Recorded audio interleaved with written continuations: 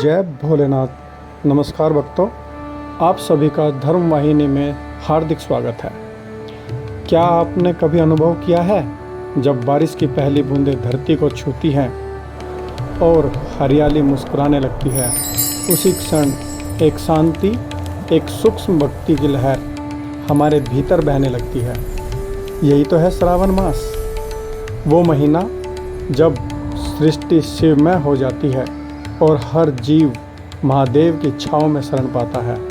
आज हम जानेंगे क्यों सावन सोमवार भगवान शिव को इतने प्रिय हैं, क्यों इस महीने में की गई पूजा सीधी भोलेनाथ के हृदय तक पहुंचती है, और सबसे अहम किन बातों से हमारे पुण्य बढ़ते हैं और किन से हमें बचना चाहिए ताकि हमारे संकल्प पवित्र बने रहें। तो आइए चलें एक आध्यात्मिक यात्रा पर। सावन की शीतल बूंदों के साथ महाकाल की भक्ति में भीगते हुए हर हर महादेव, जय भोलेनाथ का जयकारा लगाएं। भक्तों, कमेंट में ज़रूर लिखें। आगे चलते हैं। कहा जाता है जब सृष्टि डगमगा रही थी, देवता भी डर गए थे, तब कोई आगे नहीं आया सिवाय एक के, हमारे भोलेनाथ के। समुद्र मंथन से निकला वह भीषण विष हलाहल, ऐसा जहर जो पूरी सृष्टि को नष्ट कर सकता था, और तब शिव ने बिना एक क्षण सोचे उसे कंठ में धारण कर लिया। न खुद के लिए कुछ चाहा, न किसी से कुछ मांगा, केवल एक भाव, सर्वहित का, त्याग का और करुणा का। तभी से शिव कहलाए नीलकंठ जी, जिनके कंठ में है त्रिलोक की रक्षा का वर्ण।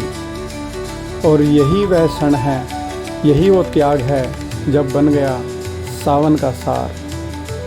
कहते हैं इस मास में हर हवा में शिव का मंत्र बहता है, हर जल की बूंद गंगा बनकर बहती है, गंगा बनकर बरसती है, और हर दिल एक छोटा सा शिवालय बन जाता है यदि उसमें सच्ची भावना हो तो।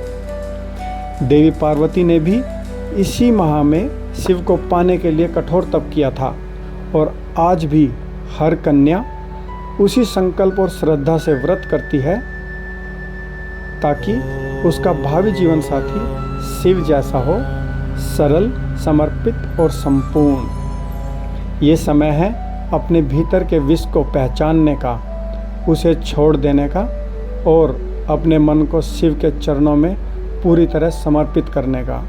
क्योंकि महादेव न सोने के मंदिर में बसते हैं, न केवल पूजा में, वो बसते हैं उस हृदय में जो निश्चल है, भाव से भरा है और पूरी तरह समर्पित हो।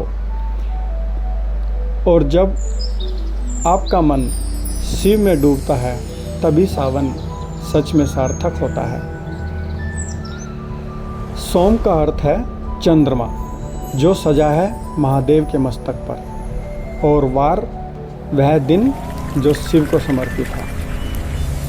जब सावन और सोमवार मिलते हैं तो आकाश गंगा भी झुक जाती है भगवान भोलेनाथ की आराधना में।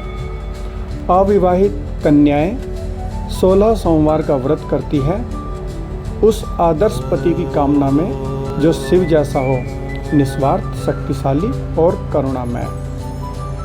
विवाहित महिलाएं अपने परिवार की समृद्धि के लिए व्रत रखती हैं, और हर भक्त चाहे वो किसी भी अवस्था में हो, इस दिन महादेव से अपने जीवन की दिशा मांग सकता है।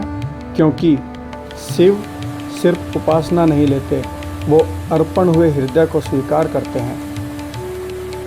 सावन सोमवार व्रत ये केवल खाली पेट रखने का नाम नहीं है, यह एक संकल्प है अपने भीतर शिव को जगाने का, शिव को मनाने का। जब आप शिवलिंग पर जल चढ़ाते हैं तो वो केवल जल नहीं, आपका समर्पण, आपके अश्रु, आपकी इच्छाएं होती हैं जो आप सीधे सीधे महादेव को अर्पित करते हैं। ये व्रत आपके कर्मों की गांठें खोलता है, मानसिक शांति, आत्मिक प्रगति, इच्छाओं की पूर्ति ये सब तब होता है जब हम ईमानदारी से स्वयं को साधते हैं। शिव कहते हैं भक्ति में छल नहीं चल सकता, और इसलिए सावन का यह उपवास हमारे भीतर के अपवित्र विचारों का व्रत भी है। भक्तों, सुबह ब्रह्म मुहूर्त में उठें, जब सृष्टि शांत हो और आकाश में सूर्य की पहली किरण जन्म ले रही हो, उस समय शिव का नाम लेना सबसे ज़्यादा फलदायी होता है। स्नान कर सफ़ेद वस्त्र पहने, शुद्धता के प्रतीक अपने घर के मंदिर को दीपक और अगरबत्ती से आलोकित करें। शिवलिंग का जल से अभिषेक करें और फिर पंचामृत से बेल पत्र चढ़ाएं। 3 पत्तियों वाला वो पत्र जो ब्रह्मा, विष्णु और स्वयं महेश का प्रतीक है। मंत्र का जाप करें, ओम नमः शिवाय। याद रखें, शिव शब्दों से नहीं, भाव से प्रसन्न होते हैं।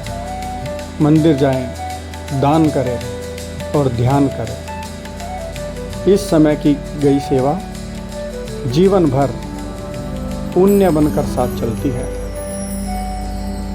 जिस माह में शिव अपने भक्तों के बीच आते हैं, उस समय शरीर ही नहीं, मन भी शुद्ध होना चाहिए। मांस, मदिरा से दूर रहें। प्याज, लहसुन, बैंगन जैसे तामसिक गुण वाले कोई भी आहार से बचें, उन्हें त्यागें।